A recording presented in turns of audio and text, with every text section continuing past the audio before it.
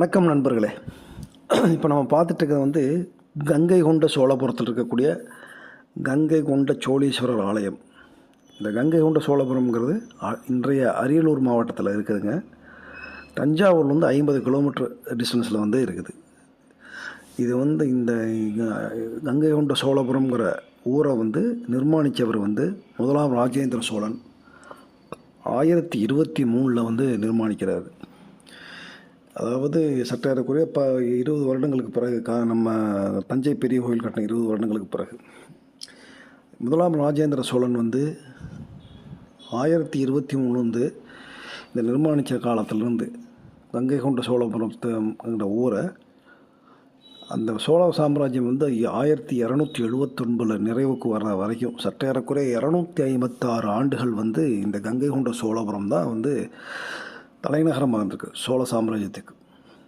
இதை பற்றிய குறிப்புகள் வந்து கலிங்கத்து பரணிலையும் ஒட்டக்கூத்தர் எழுதின மூவருளாலையும் இருக்கிறதாக சொல்கிறாங்க. இந்த கோயில் வந்து பார்த்திங்கன்னா 1023 27 வரைக்கும் இருக்கக்கூடிய காலகட்டங்களில் கட்டியிருக்கலாம்னு ஆராய்ச்சி சொல்கிறாங்க. ஏன் வந்து கங்கை கொண்ட சோழபுரம்னு வச்சாங்கன்னு கேட்டிங்கன்னா, முதலாம் ராஜேந்திர சோழன் வந்து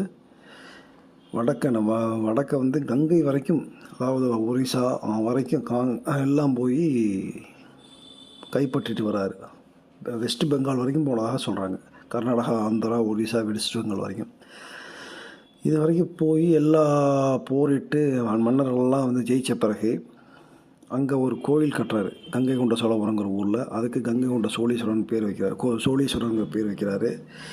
இந்த கோயில் வந்து குடமுழுக்கு செய்வதற்காக கங்கையில் வந்து நீரை இவர் யார் யாரெல்லாம் வெற்றி கொண்டாரோ அந்த அரசர்களுடைய தலையில் குடத்தில் சுமந்து இங்கே வரைக்கும் கொண்டு வந்து இங்கே இருக்கக்கூடிய கிணற்றில் ஊற்றினதாக சொல்கிறாங்க, வரலாறு சொல்லுது.